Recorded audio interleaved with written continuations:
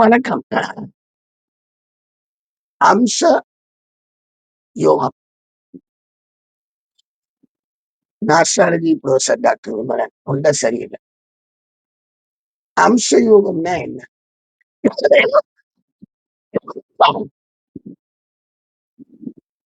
லக்ன கேந்திரங்களில் குரு ஆட்சி உச்சம் பெற்றார். அது அம்ச பஞ்சமகா புருஷ யோகம். அவர்கள் நல்லா இருப்பாங்க, வாழ்வுல நல்ல பலனை அனுபவிப்பாங்க. அந்த குரு கெடுபலனை தராது. நான் சொல்லுவேன்.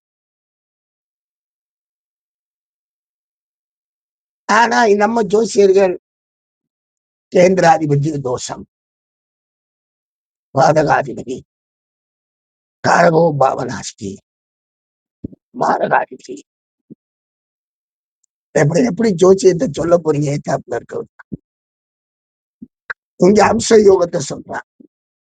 1, 5, 7, 9 கோள்கள் இருந்தால் அது அம்ச யோகம். அவர்கள் அனைத்து செல்வங்களும் பெற்று இந்த பூலோகத்தில் நன்றாக வாழ்ந்து செல்வார்கள் அப்படின்னு அவன் அந்த கருத்தை வச்சு சொல்றான். அதுல என்னன்னு கேட்டீங்கன்னா, நல்ல கோள்கள் எல்லாம் அந்த 1, 5, 9 போய் நிக்குதுன்னு வைங்க. இயற்கையிலே கிடைக்கக்கூடிய மாபெரும் யோகத்துல இருந்து ஒரு அழகான ஹேண்ட்ஸம் அழகு யோகங்களையும் தருது, பியூட்டியையும் தருது. ஒரு மதிப்பு மரியாதை, அழகுலயே மதிப்பு மரியாதை வருங்க. அவங்கள பார்த்த உடனே அழகா இருப்பாங்க, அதுலயும் மதிப்பு மரியாதை. அந்த மாதிரி யோகங்களை தர்றதுதான் இந்த அம்ச யோகம். அம்சமான ஆலயா அதுதான் இது அம்ச யோகம். நமக்கு அட்டகாசமான ஒரு பலனை தரக்கூடிய அமைப்பு அது இருக்கு. சரிங்க, அது அம்ச யோகம் அப்படி இருக்கு அப்படின்னா, பஞ்சமகா புருஷ யோகத்துக்கு இதுக்கு என்ன சம்பந்தம்னா, பஞ்சமகா புருஷ யோகத்துல 1, 4, 7, 10 தான்.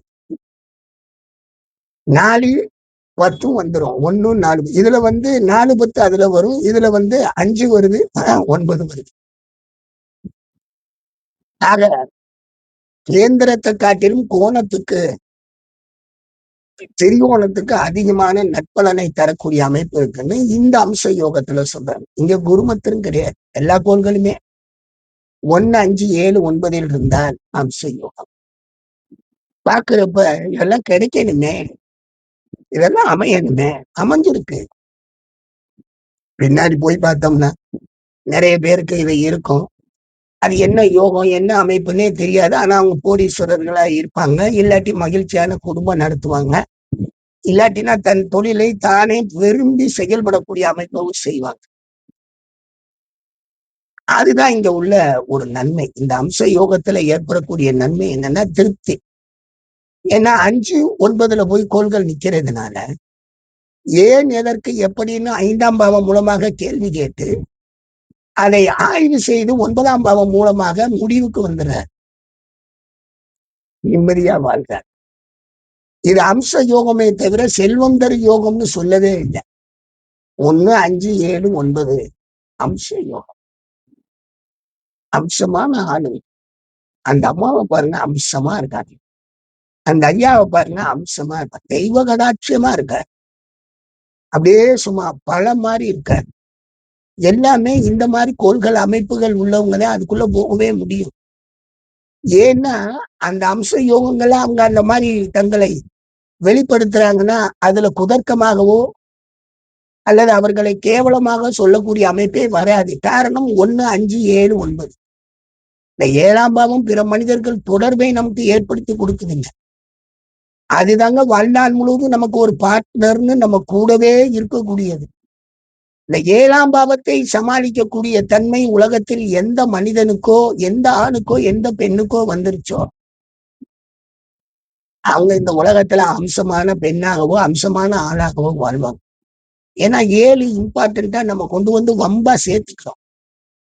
லக்னத்துக்கு 180 டிகிரி நேர அஸ்தமனம் 7ஆம் பாவம். ஆனா அதை வச்சுதான் கணவன் மனைவி வாழ்வு ஓடுது. அப்புறம் அங்கிட்ட எங்கிட்டு சார் அம்ச யோகம் வரும்? அவங்களோட நம்ம அட்ஜஸ்ட் ஆகுற அடிப்படை, இணைந்து போற அடிப்படையில சேர்ந்து போகிற அடிப்படையில அவங்களோட மிக நன்மையாக நம்ம வாழக்கூடிய தன்மையை இந்த அம்ச யோகம் தருது. எனவே இந்த 1, 5, 7, 9 கோள்கள் அனைத்தும் இருக்கும் பட்சத்தில் அவர் அம்ச யோகமானவன் மாறி தன்னுடைய வாழ்க்கையில் தான் என்ன நினைக்கிறதோ அந்த நினைவிலே தன் வாழ்க்கையை நடத்திட்டு போயிடுவார். கெட்ட திசாக்கள் வந்தாலும், ஏன்னா தீய திசாக்கள் வர்றதுக்கு வாய்ப்பு இல்லை. ஆதிபத்தியம்னா 6, 8, 12 தவிர கோள்கள் இருக்கிறது என்னவோ 1, 5, 7, 9 தானே. அதனால தீய பாவத்தை இயக்கக்கூடிய தன்மையெல்லாம் ரொம்ப கம்மியா தான் இருக்கும். 2 பாவத்தையும் சேர்ந்து இயக்கும், ஒண்ணு நன்மை ஒண்ணு தீமை. அதனால இயற்கையாக பலன்கள் பூரா அவருக்கு சக்சஸ் ஆகி அவர் இந்த உலகத்துல மிக அற்புதமான மனிதனாக மாறி தன் வாழ்க்கையை நடத்தி செல்லக்கூடிய யோகத்தை முழுமையாக இந்த அம்ச பஞ்சமுகா புருஷ யோகத்தின் வழியாக தெரிஞ்சுக்கிறார். பரவாயில்ல, அம்ச பஞ்சமுகா புருஷ யோகம் இது அம்ச யோகம். திடீர்னு அந்த பஞ்சமுகா புருஷ யோகமும் வருது. இது அம்ச யோகம். நன்றி.